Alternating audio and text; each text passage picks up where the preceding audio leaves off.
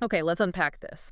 We are right in the middle of a brutal government shutdown. And honestly, this crisis feels like it's gone way beyond just budget arguments now. It seems like a pure, high stakes political showdown. It's all about leverage, isn't it? Who holds the pressure points? It really is. When you look at the sources you sent us, the whole thing lays itself out like a game of political chess. High velocity, too. It's not just about spending anymore. It's tactical maneuvering, using votes, using these painful policy deadlines to get the best bargaining chips. And maybe the most stunning example of this leverage game was that recent Senate vote. I mean, a measure failed, 53 to 43. It needed 60. And this was the bill that would have paid federal law enforcement, TSA agents, active duty military, folks forced to work right now. Yeah. Exactly. It's one of those headlines that makes you just stop and think, wait a second, why would anyone vote against paying the troops? Yeah. So our mission today is really to distill the core points of that tactical move. We need to look at why that essential worker pay bill got blocked and what huge policy concession the Democrats think is worth, well, taking that kind of public heat for. And the core insight, pretty much right out of the gate from these sources, seems to be that the Republican side really managed to weaponize that vote. Like they set a kind of political trap, forcing the minority party into a position that looks, frankly, indefensible in public, just to hang on to their own strategic power. It's quite a gamble. Breathtaking, really. Maybe we should ground ourselves in the real cost first, because the pain is the fuel here. We're talking about a significant economic hit. Over 1 million federal workers were looking at missing paychecks. And studies from the last big shutdown, 2018-19, estimated it cost the U.S. economy something like $11 billion. So this mounting financial pressure, that's what Democrats are basically counting on. It's their main source of political capital right now.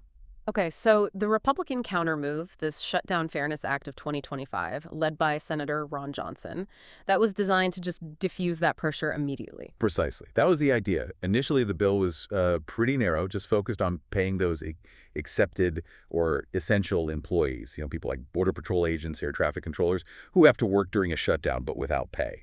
But then GOP smartly expanded it. Right before the vote, they amended it to also pay the hundreds of thousands of furloughed workers, the ones sent home. So essentially, it became a bill to pay all federal workers. Wait a minute. If the Republicans offered to pay everyone, why on earth would the Democrats block that? That sounds like, I don't know, political suicide. How do the sources explain that logic? How do they sell that? Well, it's cynical, maybe, but it's entirely strategic. Right. The moment Democrats blocked that measure, which you're right sounds universally popular, Republicans instantly got this easy messaging advantage. They go out and say, look, we tried to help military families, we tried to help essential workers, but the Democrats filibustered it just to keep the government closed. They basically made the Democrats own the pay freeze. Ah, okay. So the thinking is, if you take away the pain, you take away the reason for the majority party to eventually cave in. They're sacrificing the short-term optics, the bad headlines, to make sure they don't lose their biggest bargaining chip, which is the growing financial hardship on families. That's exactly the calculation, based on these sources. Democrats blocked the bill because they firmly believed that passing any measure relieving that immediate financial stress would just completely cut off their main pressure point. The pressure needed to end the entire shutdown and win this major policy concession thereafter. They feel they need the crisis to continue to win the war, so to speak. Which brings us right to what that war is actually about. Yeah, and it pivots perfectly. Because that transition really captures the mood, doesn't it? Yeah. You mentioned Senate Majority Leader Thune sounded frustrated. He said he was tired of political games, and you can almost feel that frustration, right? The majority tries what seems like a common-sense fix, but the minority rejects it purely to keep the crisis going. Right. And all that hardball political capital, it's being aimed squarely at one specific legislative prize: healthcare. The core concession Democrats are demanding to reopen the government, according to the sources, is a one-year extension of those Enhanced Affordable Care Act subsidies, the ACA subsidies. And we really need to underline the stakes here for millions of people. This isn't minor stuff. If these temporary subsidies just expire, the sources are projecting that premiums could jump. What was it? A staggering 75% on average. Yeah. For millions on the exchanges. And worse, maybe 4 million people could lose their coverage completely, just priced out. Yeah, it creates this absolute must-pass deadline for the Democrats. It's the classic strategy, really, kind of running out the clock. Yeah. The sources suggest Democrats are intentionally letting the shutdown drag on until that ACA subsidy expiration date gets really close. It's a maneuver to force Republicans to deal with health care, which is always complex, always polarizing, before they can even get back to regular government funding. So they're using this temporary crisis, the shutdown, to force action on a huge long-term domestic issue. But the Republican position seems just as firm on this. They basically called the ACA offer a non-starter, pretty much saying, we see what you're doing, and nope, we're not playing that game. Absolutely. Senate Republicans are holding a very firm line. They will not negotiate over healthcare subsidies until the government is reopened. That's the quote. They're framing the Democratic move as, well, basically extortion, using the shutdown pain to extract this massive partisan policy win. Billions in new spending involved there. What's really interesting is that quote you mentioned from Majority Leader Thune. He felt blindsided, but he didn't say the ACA extension wasn't negotiable, did he? He said it is the negotiation, but only after the government opens. That really highlights the fundamental split here, doesn't it? Republicans want a clean funding bill now, then talk policy later. Through regular channels, Democrats are saying, nope, the only way you get the funding bill is if we settle this huge policy fight first. And that delay, that standoff, forces Republicans into a tough spot.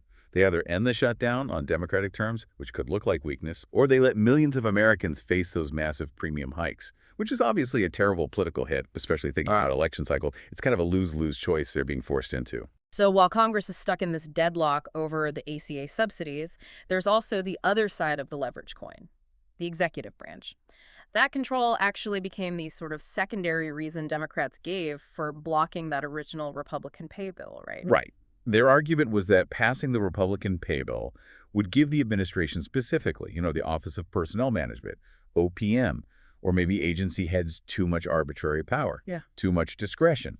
The fear expressed was that the president could essentially decide who gets paid and who gets punished. So maybe pay agencies that align with the political agenda like Border Patrol, ICE was mentioned, while starving out those that don't, maybe like the EPA.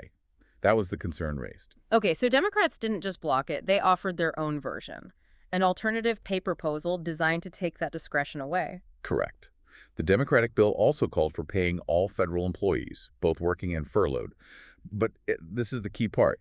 It included this critical condition, a condition Republicans immediately labeled a poison pill. And that poison pill was? It was a provision specifically designed to block the Trump administration's Office of Management and Budget, the OMB, from carrying out more mass layoffs during the shutdown. These are officially called reduction in force policies, or RIFs. So they were trying to neutralize the executive's power to target specific agencies or groups of workers during the shutdown itself. And Republicans rejected that flat out. Swiftly rejected it, yeah. I mean, from their perspective, why would they agree to give up a key piece of their own leverage? If you're going to play hardball in this kind of negotiation, you need to be able to wield the executive hammer, so to speak. And the sources do show the administration has been using its current control quite aggressively. Things like stripping funding from priorities favored by Democrats, canceling billions in grants, infrastructure grants, earmarked for districts led by Democrats, all while making sure that key security personnel, like the military and ICE agents, keep getting paid through selective funding mechanisms. That really shows the power balance, or maybe imbalance. It's asymmetrical. Democrats use their leverage points, the 60-vote rule in the Senate, the pain of the shutdown itself to try and force this big ACA concession. Republicans counter with their leverage, executive actions, controlling policy implementation, and frankly, better public messaging, at least on the worker pay issue, to push for just a clean funding bill. It absolutely is an asymmetrical fight. Yeah. And the Democrats are definitely taking a huge political risk here. They're betting, essentially, that the public will eventually forgive the shutdown pain because the payoff protecting those ACA subsidies for millions will be seen as, a greater good. I have to hope the public doesn't quite grasp the nuances of their leverage argument and instead just remembers the headline, Democrats voted against paying troops. So wrapping this up, what does this all really mean for us, for you listening? Well, it means the fundamental divide here goes deeper than just budgeting, doesn't it? It's almost philosophical.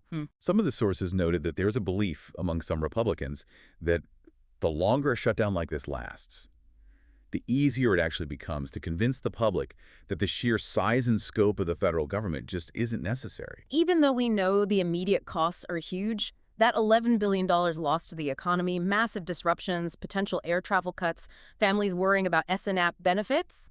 Exactly. Those costs are real and painful. But here's the provocative question.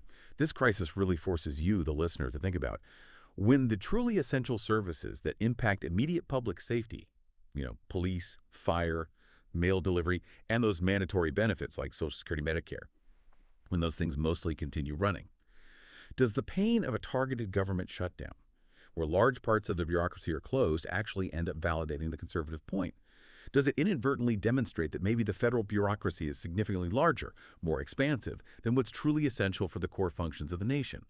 This shutdown, in a way, is acting like a stark, real-time experiment in what government functions we deem absolutely necessary, something to consider.